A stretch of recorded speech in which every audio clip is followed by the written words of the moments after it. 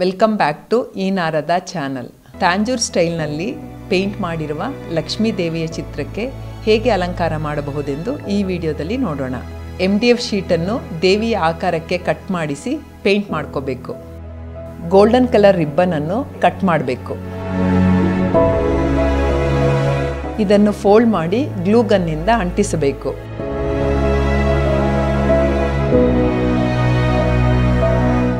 ಇದು embroidery ring. ಇದನ್ನು ಯಾವುದಾದ್ರೂ ಬಟ್ಲು ಮೇಲೆ ಅಂಟಿಸಬೇಕು. ರೆಡಿ ಮಾಡಿಕೊಂಡಿರುವ ರಿಬ್ಬನ್ಗಳನ್ನು ಎಂಬ್ರಾಯ್ಡ್ರಿ ರಿಂಗ್ ಸುತ್ತ ಅಂಟಿಸಬೇಕು.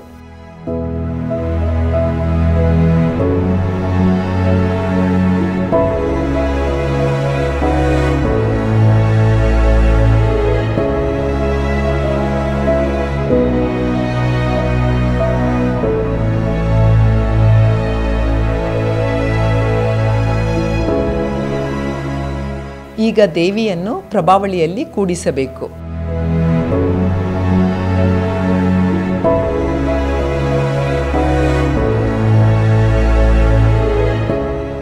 ಪ್ಲೇನ್ ಕ್ಲಾತ್ಗೆ ಪ್ರಿಂಟೆಡ್ ಬಟ್ಟೆಯಿಂದ ಬಾರ್ಡರ್ ಹೊಲ್ಕೋಬೇಕು. ಇದನ್ನು ಚಿಕ್ಕ ಚಿಕ್ಕದಾಗಿ ನೆರಿಗೆ ಹಿಡಿದು ದೇವಿಯ ಸೊಂಟಕ್ಕೆ ಕಟ್ಟಬೇಕು.